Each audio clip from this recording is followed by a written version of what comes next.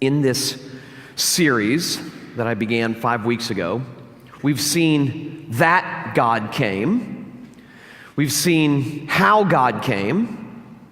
We've seen what he came to say. We've seen what he came to do. And then last week we looked at who he came to be. Understanding something about who God is and what he came to say and do, who he came to be, the very fact that he came and the way that he came has been really important for us to consider during this Advent season. I mean, we've seen that he came in weakness, not strength.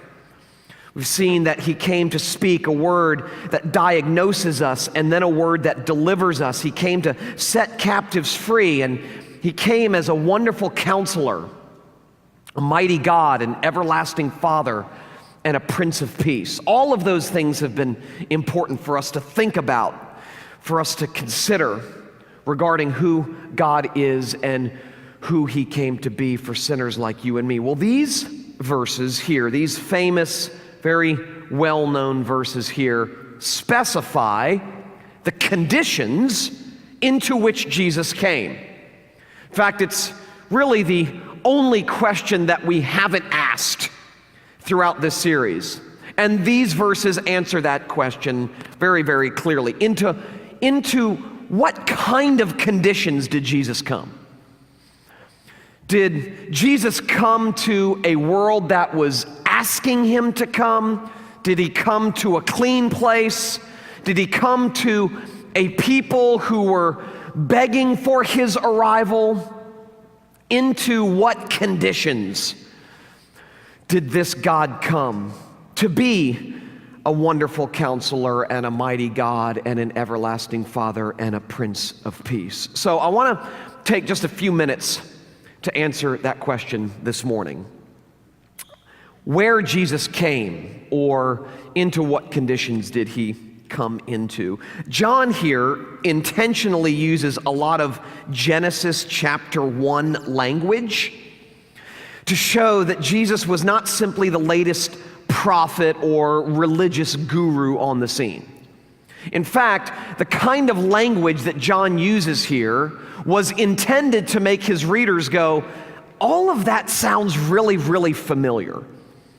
He uses a lot of Genesis chapter 1 language. He writes to show that Jesus is God, the eternal, pre-existent, now incarnate God. He begins with the same words that the Bible begins with, in the beginning, and he does that on purpose. He does that because he wants us to reflect back to the God who created all things and to make a connection between the God that he speaks of here in John chapter 1 and the God who spoke all things into existence. He speaks about Jesus as the Word, the same Word that spoke all things into existence. He speaks of Jesus as the light who comes into the darkness. That sounds familiar. Let there be light. And he speaks of Jesus as the life who brings forth life. All of that's very, very intentional. He wants all of us. He wanted all of his readers back then, and God wants us now to make the connection between the God who created all things and this Redeemer who has arrived, this rescuer who has come. I remember a number of years ago, when Kim and I were living in Knoxville, Tennessee. We lived there for 2 years, and I went to do something at the bank, and when I walked out of the bank, there was an older man who had fallen. And so I rushed over, not knowing if he was hurt. I didn't see him fall, but I just saw that he was on the ground, and so I rushed over and helped him up. And there was a bench there, and so I helped him sit down on the bench, and I asked him what happened, and he told me that he had shingles and that it was very, very difficult to walk and that he sometimes falls. And so I asked him if he wanted me to pull up his car, and he said that would be great. So he gave me his keys, and I went and got his car, and I pulled it up, and I helped him get into his car, and he asked me my name and a little bit about me, and we were within eyeshot of the church that I was working for, and so I told them who I was, told them my name, told them that I was new to Knoxville, pointed over to the church and said, that's where I work, right over there. I'm a pastor. Couldn't believe that. And so he said, well, you're a pastor, huh? And I said, yeah. And he said, well, that kind of makes us brothers. And I said, well, what do you mean? He said, well, I'm Jewish. And I said, well, yeah, in a sense that kind of does. And he said, you know, there's only one real difference between you and me. And I said, what's that? Thinking that I knew where he was going. He said, you believe that Jesus was God, and I don't. I just think he was a good moral teacher, sort of the latest in the line of God's prophets. And I said, well, that is true. That is the difference between you and me. And I said, but let me ask you a question. I said, you affirm that God is or that Jesus was a prophet, a reliable moral teacher. I said, are you aware of the fact, however, that Jesus himself on numerous occasions claimed to be God? And he said, no, he didn't. And I said, yes, he did. And he said, no, he didn't. I said, yes, he did. And he said, no, he didn't. Anyway, you get the picture. We went back and forth a little bit. And I said, if in fact he claims to be God, and I was borrowing heavily from C.S. Lewis at this point. I said, if in fact he claims to be God, and he's not God, then that makes him either a liar, okay, or it makes him a complete madman. He's out of his mind. But it certainly would not make him a good moral teacher. I mean, good moral teachers aren't madmen, and they're not liars. I said, either he was God or he's not, but he said he was. So the man said, well, very interesting. I've never thought about it in those terms before. You've given me a lot to think about. I said, well, why don't you come by my office one day and we'll go grab lunch and we can talk about this some more. And he said, I think I'll do that. Well, he went on his way after thanking me and never came by. But the fact of the matter is, what John is doing here is showing that Jesus was not just some prophet. He's not just some good moral teacher. That he was in fact God. John wanted us to know for a fact, he wanted his readers to know for a fact that this God, the God we meet in John 1, is the same God of Genesis 1. And so he uses this language to make all of us go, I know where that comes from, and make us reflect back on Genesis chapter 1. Well, after John specifies that Jesus is God, the maker and sustainer of all that is, he speaks at length about the conditions into which Jesus arrives. He speaks very clearly about the conditions into which Jesus arrives. I was thinking about this yesterday, thinking about our way, the ways that I and you, I'm sure, read reality with rose-colored glasses. I mean, the darkness of our broken world and the darkness of our broken lives and the darkness of the broken lives around us is so bleak that oftentimes we spin things in a positive way. We're trying to be optimistic. We read reality with rose-colored glasses. Well, as I was thinking about that, I was thinking about the fact that oftentimes atheists are more brutally honest about the darkness of life without God than Christian people are.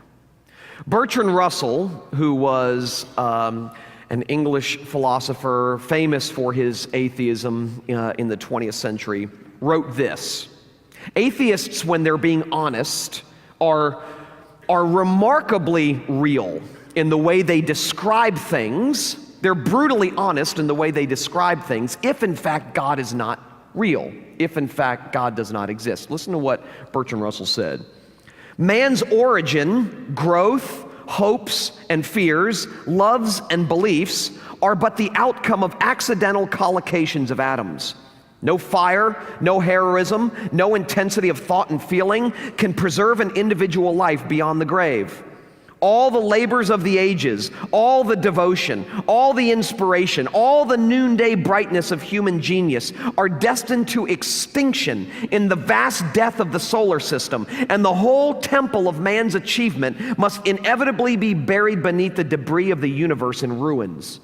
Only within the scaffolding of these truths, only on the firm foundation of unyielding despair, can the soul's habitation henceforth be safely built.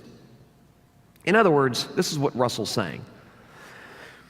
Without God, this is what we're left with. No hope, no meaning, no ultimate purpose, nothing but darkness. That means that apart from a glorious intrusion from above the sun, we are left, you and I are left, this world is left with nothing but the firm foundation of unyielding despair. That's what Russell makes very clear. Well, this is why these verses are so important, because John announces here that that's not what we're left with. When we consider the bleakness and the darkness of our lives and the bleakness and the darkness of this world, John announces that outside help has come, that a rescuer from above the sun has arrived. Notice what he says beginning in verse 2. He was in the beginning with God. He has come. All things were made through him, and without him was not anything that was made. In him was life, and the life was the light of men, down to verse 14. And this word, this God, this one who was in the beginning, who made all things, who spoke all things into existence, this same word became flesh and dwelt among us. He's come. Outside help has arrived. This Redeemer, this one who God promised would come in Genesis chapter 3, has finally arrived. That God became flesh. He moved into our mess. He came into the real world. You know, oftentimes Christianity is wrongly charged with being disengaged from the real world. Well, Christians may sometimes be disengaged from the real world and, find themselves thinking that they're safe and secure by putting themselves into a nice bubble somewhere. But Christianity itself deals head on with the real world. This God who has put on human flesh and frailties has moved into our mess. He has moved into a very, very bad neighborhood. He comes into the real world. As light, he came into our darkness. He came into our sin. He came into our sadness. He came into our faults. He came into our fakeness. He came into our fears. He enters into our failures, our dysfunction, our disappointments. This is the world that God came into. He came into the real world of poverty and hunger and sex addiction and alcoholism and abuse and school shootings and broken families and human trafficking and natural disasters and marital infidelity. That's the world that God comes into. It's into that kind of darkness, perverseness, brokenness, that the God of the universe, who would have been perfectly just to leave us on our own and to turn his back on us forever because of our rebellion, he would have been perfectly just to do that, but he didn't. This is a God who comes into the real world.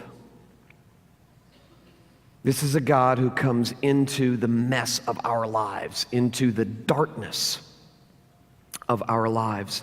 He came into the world of guilt and shame, of stress, of anxiety, of rebellious teenagers, of worn-out moms, of depression, of job loss, of relational tension, of unmet expectations, all that frustrates you, all that makes you afraid, all that makes you angry, all that creates tension in your relationships. All of that stuff that makes up your life and mine, is the world that Jesus came into. He came for sinners. He came for people like you. He came for people like me. And not only did he come to bear the burden of the mess that we made, notice verse 11, he came into a world that didn't want him, that despite all of its failings, still wanted to do it on their own. Notice what he says in verse 11. He came to his own, and his own people did not receive him. Okay, he didn't show up because he was asked to come. He didn't show up because people were begging him to arrive. He came, and he came to his own. His own did not receive him. Amazing when you think about it. The great and merciful surprise is that God came to us not because we were crying out for him, but because we were rebelling against him. Is that amazing? I mean, think about it for a second. He didn't come because we were crying out for him. That would be one thing. It would be one thing if God came as a result of our crying out for him. He came because we were rebelling against him. I mean, this is the contradictory nature of amazing grace. Undeserved favor.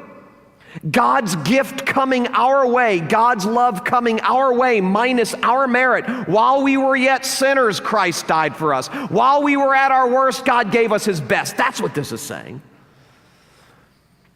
He's telling us something remarkable about the gospel, the radicality and the hilarious nature of the gospel. It doesn't make sense.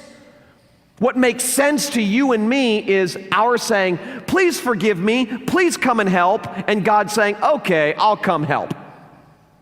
I mean, he's not obligated to, but if he's nice, he'll do it because we asked him, you know? That makes sense.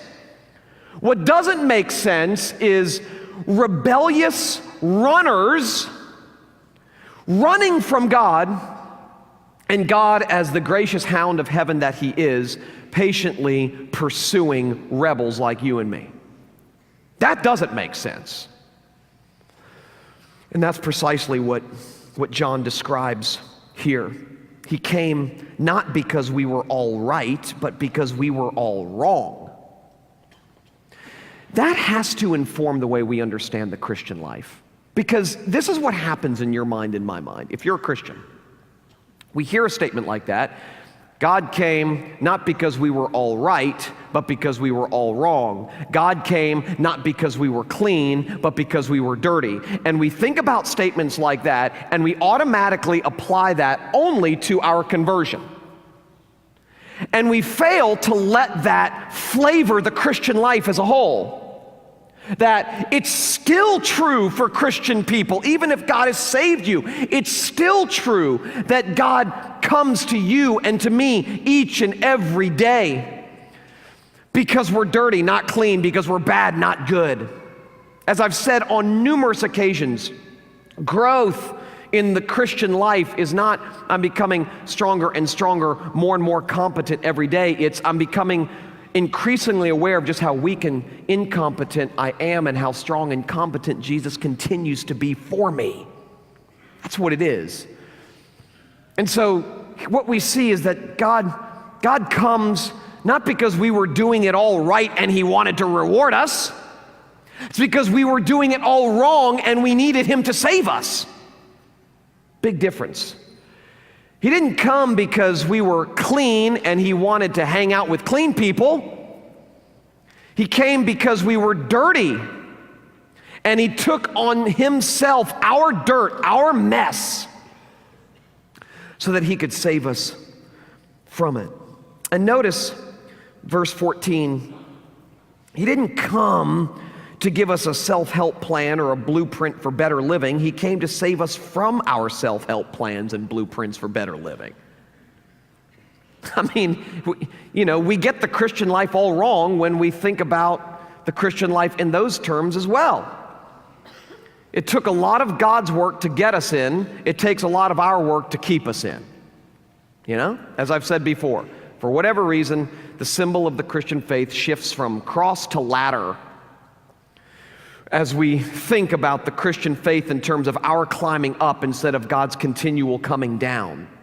Well, the fact of the matter is, Jesus came to save us from our self-help plans. We weren't getting it done, and we're still not getting it done. We weren't making it on our own, and we're still not making it on our own. There'll never, ever be a time, regardless of how long you've been a Christian, where you will outgrow your need, your desperate need for Jesus, ever. And oftentimes, that's the way people speak when they talk about the Christian life or what it means to mature as a Christian. It's like, you know, I really needed Jesus and his work a lot at the beginning, but the process of Christian growth is I need Jesus less and less and less and less. The Holy Ghost comes and gives me magic power, and I'm now increasingly able to stand on my own 2 feet. Thank you, Jesus, for getting me in. I'll take it from here. But that's not at all what the Bible says. John is painting a very, very clear picture here of a God who saves sinners and a God who continually comes back to those who he has saved. That we never, never, ever outgrow our need for Christ's shed blood. Ever, ever. I mean, the arrival of God's rescuer from above the sun confronts our presumption that we can make it on our own. It assaults our assumption that we can save ourselves from loneliness and lostness. There may never be another time during the course of the year where human beings are more acutely aware of their loneliness and lostness than at Christmas time.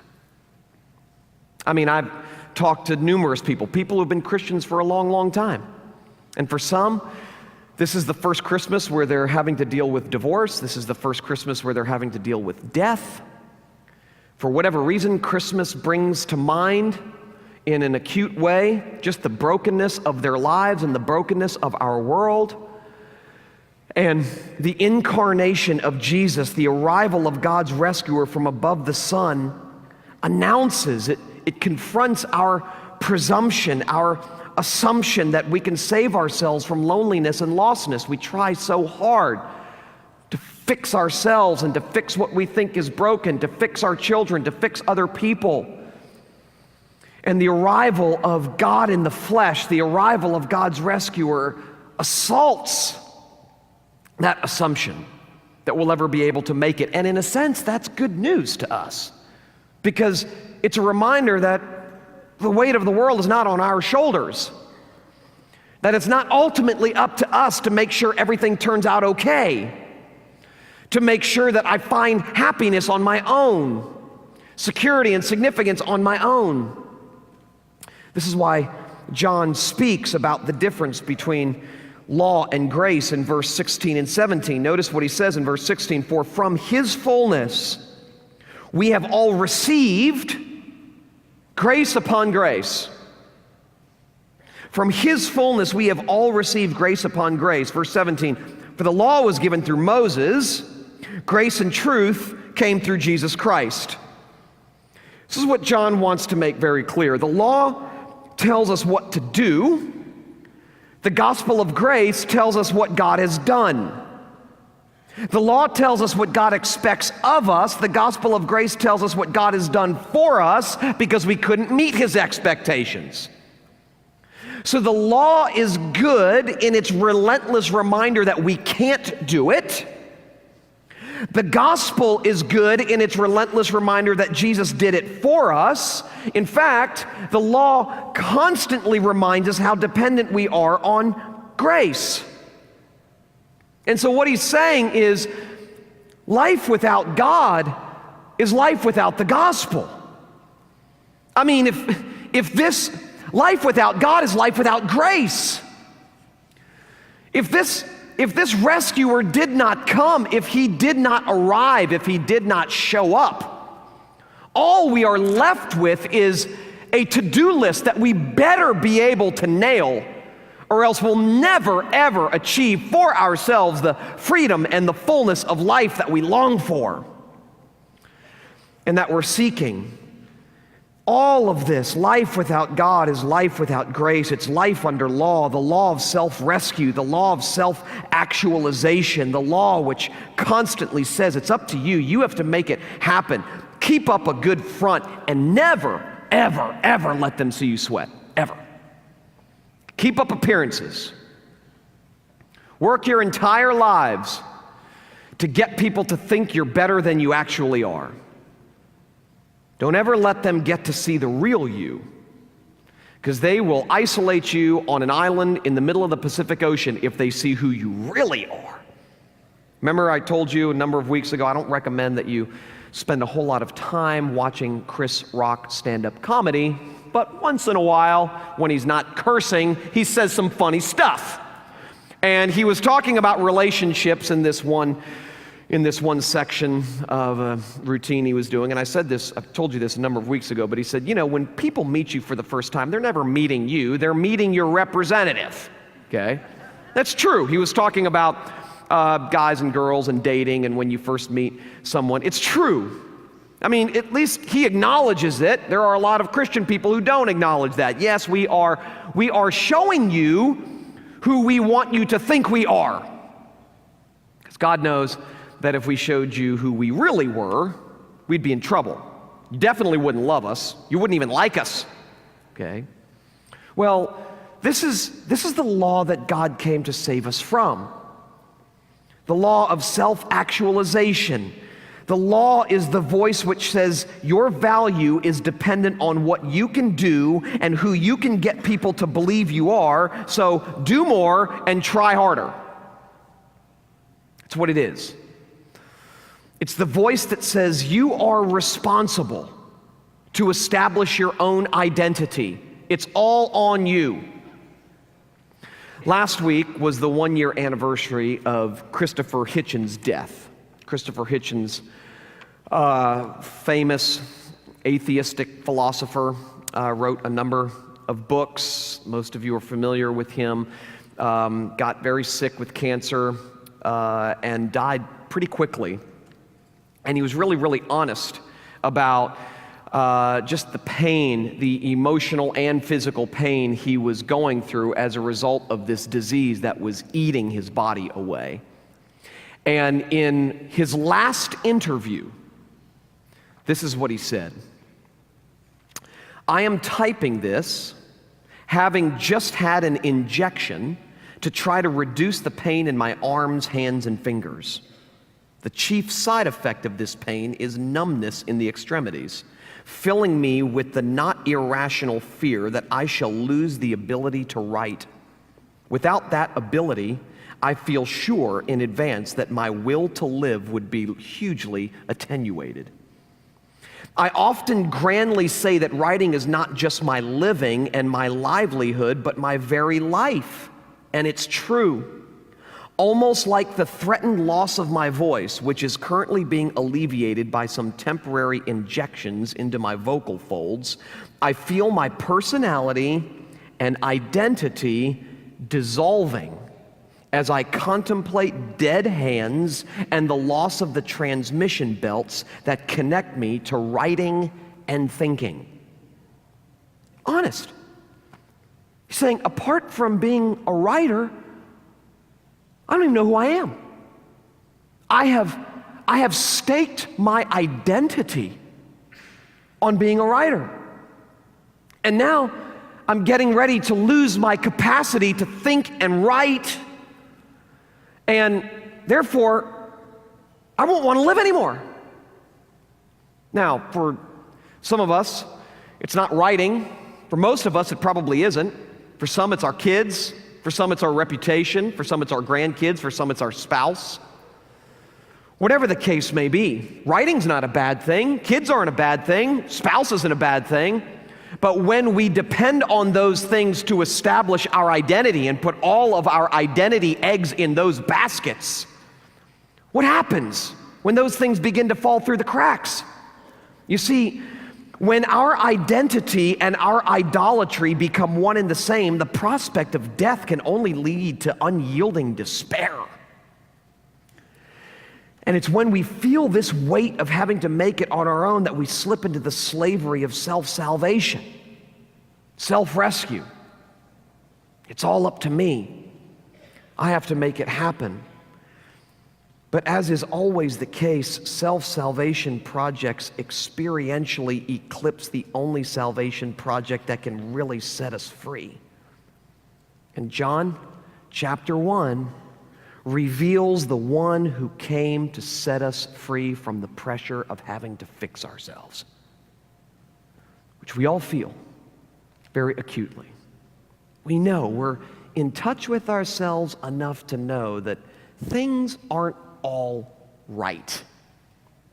That we're not perfect, that we're not operating harmoniously in all of our parts across the board of life. We know that. And we spend so much of our time, in fact, this is what fuels so many of our pursuits. We spend so much of our time trying to fix ourselves, and we're tired and we are weary.